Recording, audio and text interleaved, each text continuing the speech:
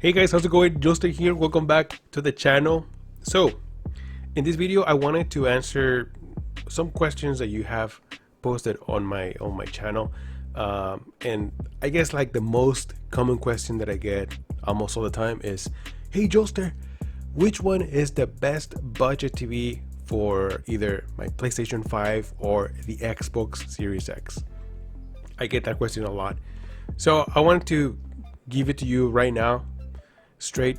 I'm not gonna make you waste any more time. So the best TV for next gen console, in my opinion, as of the right now, is the Hisense U7G. You can also go for the U8G if you want to spend a little bit more money.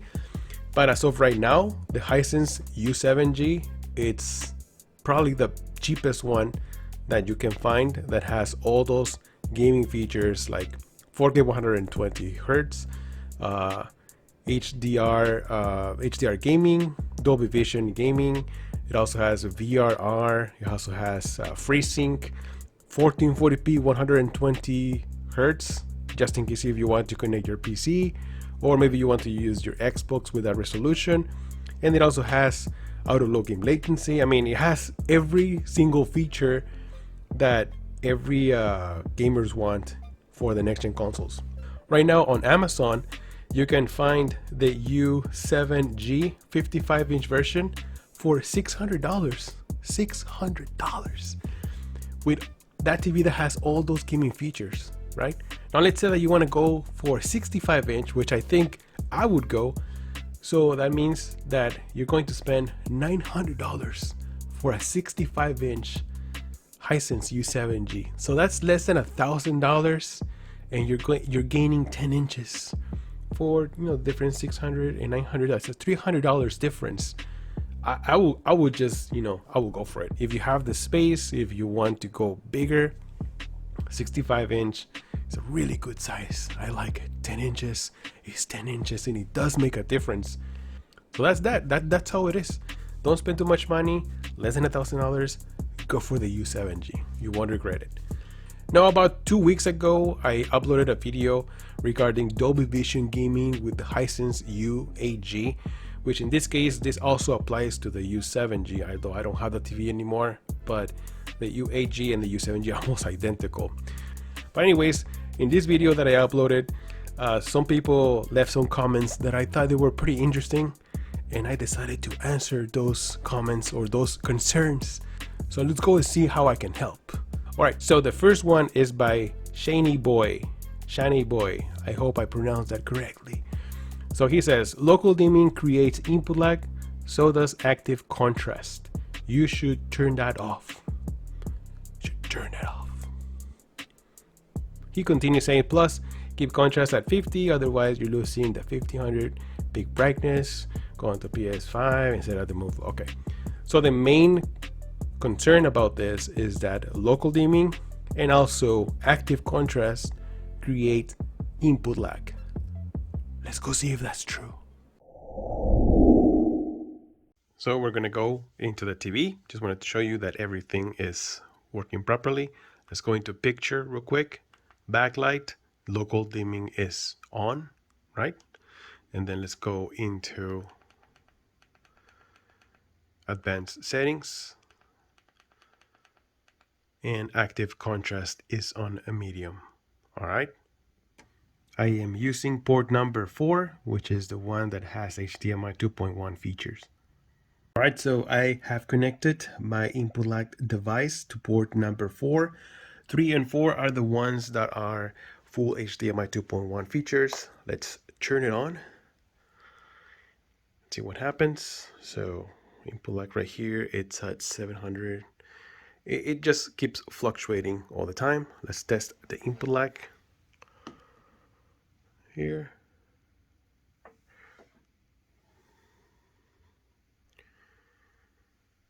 .6 milliseconds. There you go. 10.5. It's just going to keep fluctuating, but that's roughly what we get of input lag, and that is with active contrast and full array and local dimming. That's what you get. So there you have it, guys. Do not worry about using local dimming or active contrast. They do not affect the input lag. I mean, 10 milliseconds is really good. Anything that is below 15 milliseconds on a TV or even a monitor, it's really competitive. I mean, before we used to have TVs that had like 20 milliseconds, 25. Some Sony TVs had even like 30 milliseconds, and they were still very playable. But now, anything less than 15 milliseconds, it's competitive. It's considered really good performance. So yeah, don't worry about it. All right, so here's another question or another comment that I thought was pretty interesting. So this is from Sue the Poop. Sue the Poop. All right, so he says, whoa, VRR through HDMI via the Xbox, so local dimming isn't disabled? I don't know, man. This is the first I am hearing of this. Are you 100% sure? And also, when the heck did Hisense add low latency mode for Dolby Vision gaming? This is the first I am hearing of this. When I did the test, the input lag test, I was using Dolby Vision as well. So yes, it is optimized for game mode, but I wanted to show you that VRR through HDMI is real and it works on the Xbox.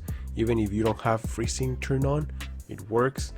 And also with this comment, I saw another one right here that I wanted. It was very interesting. This is something that I didn't think of doing, but I wanted to test it. So this is from Vasto Horde. He says, Joelster, I got this TV about a month ago, and what I did was turn off VRR in the Series X. So you can turn off VR from the Xbox and then turn on FreeSync on the TV. So this way you get FreeSync and local dimming. FreeSync is not grayed out, and if you enable or disable it, the TV goes dark for a second to process it, so it looks to be working. If you do this, go to local dimming and it's also not grayed out. So that's very interesting. Let's put it to the test, shall we? Let's go. Now, if you have Dolby Vision Gaming or Dolby Vision Game Mode available on your TV, you will get this available. You notice Dolby Vision for gaming, and you'll be able to have a check mark right here. Now, what happens if you don't? Well, let's go uncheck it. Let's see what happens if you don't have Dolby Vision for gaming. So now let's jump into a game, right? Let's see if I still get Dolby Vision. No, I don't think so. I didn't see that Dolby Vision logo up there. Now let's go into the settings, picture real quick. Picture mode, HDR mode. That means that I am playing with HDR. Why? Because if I get Dolby Vision, I will get the input lag increased. You guys notice HDR10 on top. So that's what happens. What if I turn on Dolby Vision for gaming, right? First of all, we have to exit this, and you have to quit whatever you have on. Quit the game. Let's go into the settings, and let's allow Dolby Vision for gaming. It's going to take a few seconds to reset. That's it. Let's go back into the game. Let's play Call of Duty Warzone. On top, we should be getting that Dolby Vision prompt there, and then optimize for gaming. You guys notice that window on top? That's what happens. So go into a picture again, go back. The HDR logo is gone, right? And let's go into picture mode, and then you get the Dolby Vision options available. All right, so I'm gonna go into the Xbox settings real quick. Let's go into TV display options, video modes. Right here, first of all, when a TV supports either HDMI, VRR, or AMD, you will have this option, allow variable refresh rate, available, right? And then you can see the information. It says this eliminates the screen stuttering and tearing during gameplay on TVs that support either HDMI, VRR, or AMD FreeSync Premium Pro technologies, right? So let's go back into the main menu, and then let me go into the menu from the TV. Let's go into picture, and then let's go into advanced, and then we're gonna go down to FreeSync, and as you guys notice, it's turned off, right? When you go back, you exit this, you get in the window with information, and it says 3840x160, and you notice the refresh rate it keeps fluctuating. To me, that is telling me that HDMI VRR is turned on because it's just constantly checking the refresh rate, right? Okay, so let's say that we turned off VRR from the console. Allow variable refresh rate. My God, what's wrong with my tongue today? I'm going to turn this off. And let's see what happens to that window with information, right? Let's go back. And now it's locked at 60. It's not checking the refresh rate anymore. There's no VRR, nothing on. So that's how I can tell that there's somehow of refresh rate or VRR on the TV when I activate it from the console, right? So there was another concern that somebody left a comment saying, hey Joelster, what if you turn on, FreeSync while you switch off allow variable refresh rate from the console?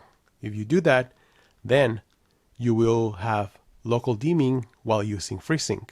All right, so I'm going to turn on FreeSync, right? And let's see if we have local dimming.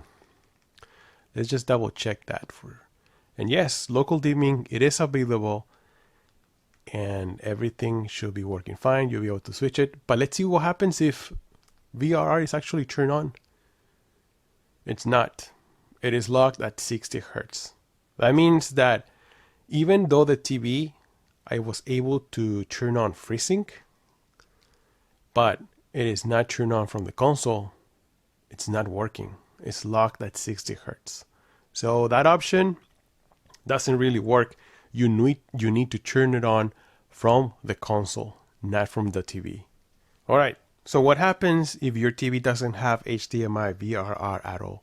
All right. So now I switched to port number 1 because this TV only port number 3 and 4 fully support HDMI 2.1 features, but number 1 and 2 are only 2.0. That means I can still play at 4K 60 and I can still play with Dolby Vision if you want to, but I don't think these ports support VRR. So let's go to the Xbox settings, TV and display, video modes, and there you have it. Notice allow variable refresh rate option is not available, it's grayed out. That means because this port doesn't support HDMI VRR. Now, some TVs, even with HDMI 2.0B, they do support VRR. I had monitors like that, but this TV doesn't have any of that support. So that's why I know that this TV, even if it doesn't say, but it does support VRR via HDMI. Alright guys, so I hope this video was helpful to you and answer some of your questions, some of your concerns.